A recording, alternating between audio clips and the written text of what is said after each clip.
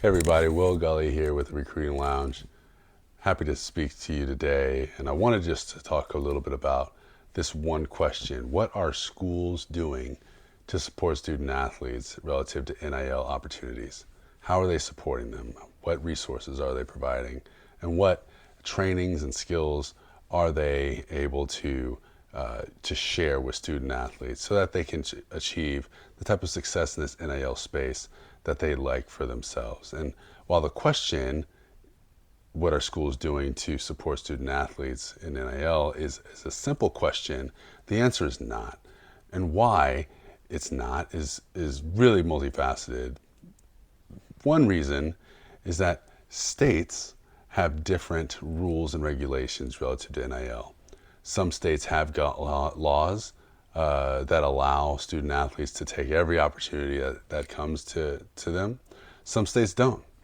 And because of that, there's confusion relative to what is the best way to go about it holistically.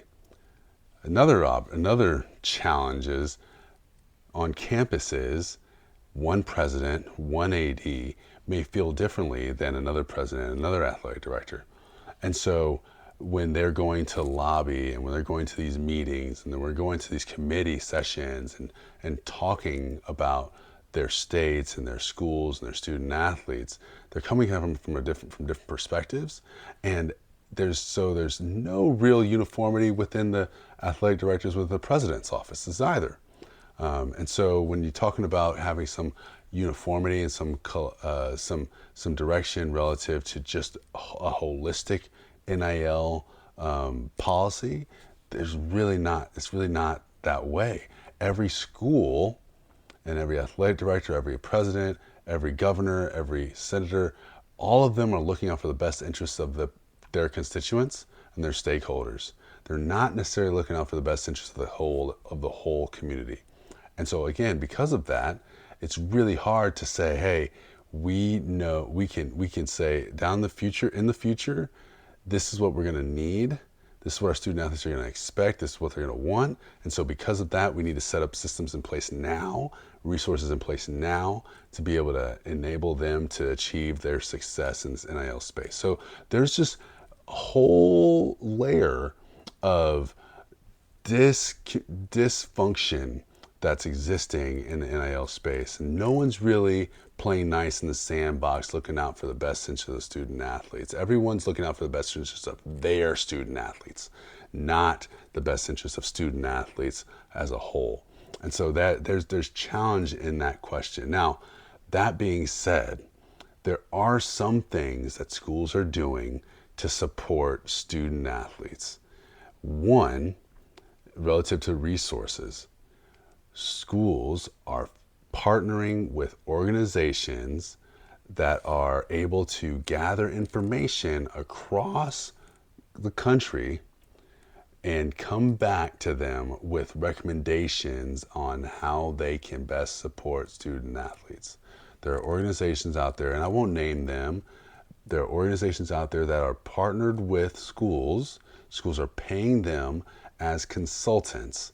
And these consultants are working and saying, hey, this school over here is doing this. They are hiring this staff. They are providing these sorts of paperwork, this sort of training, this sort of information to the student athletes. And because of that, they're able to position themselves well for the future. And these consultants are recommending that the schools that they're serving do the same thing. So that's one thing that schools are currently doing. They're partnering with third-party organizations to gather as much information in the NIL space as they can, and then distribute that information, use that information to the benefit of their student athletes.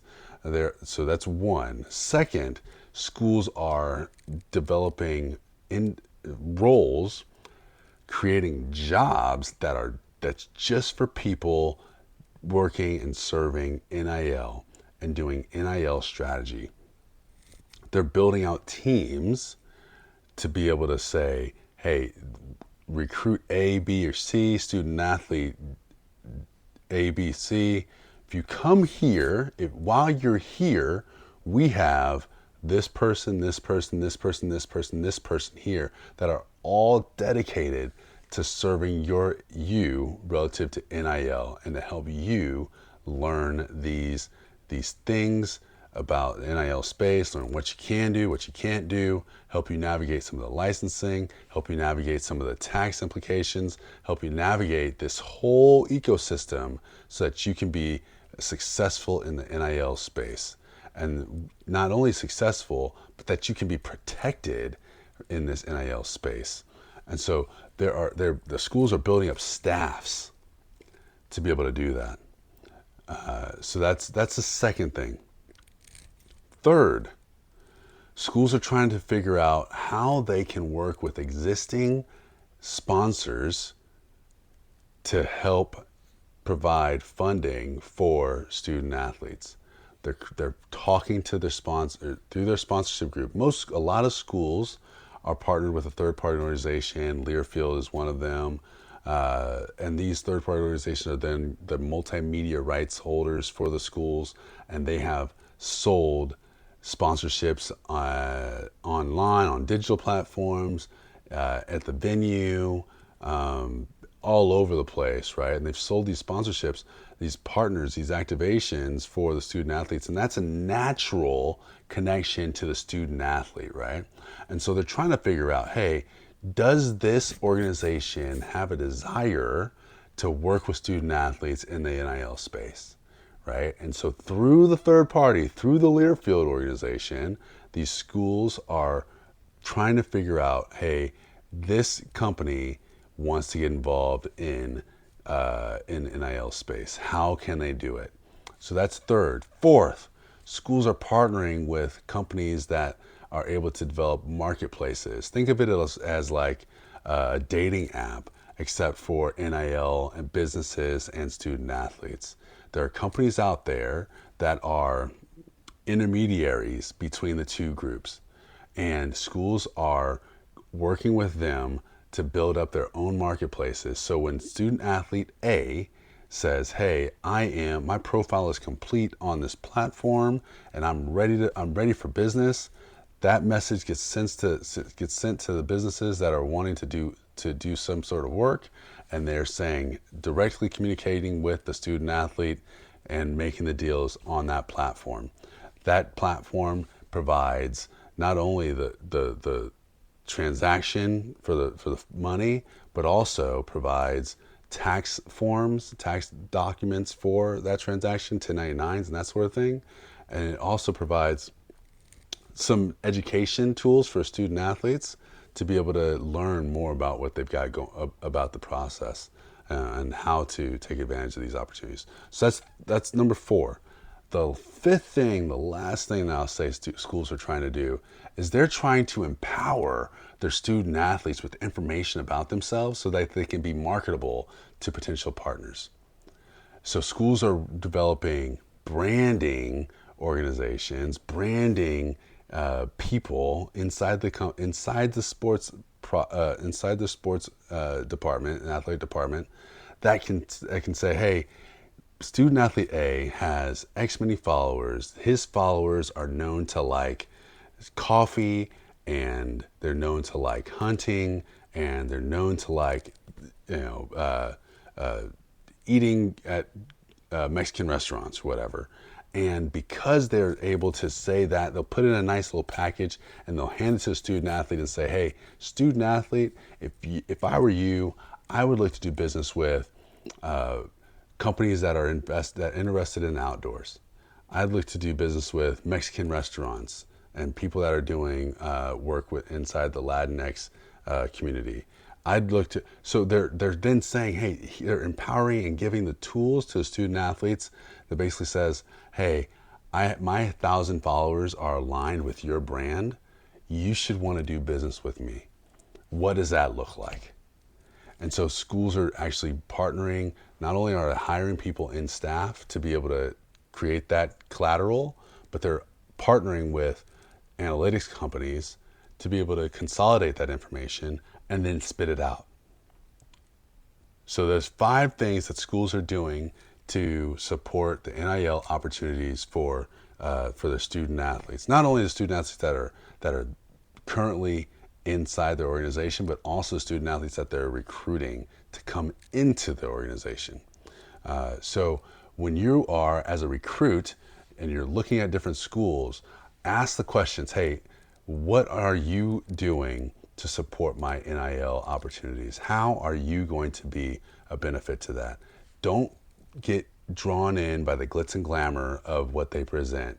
They're going to present a lot of information about who you are and about the affinities of your audience and about your brand worth and how much value you have. And they'll literally throw a dollar amount onto your brand, onto your value, based on what they say.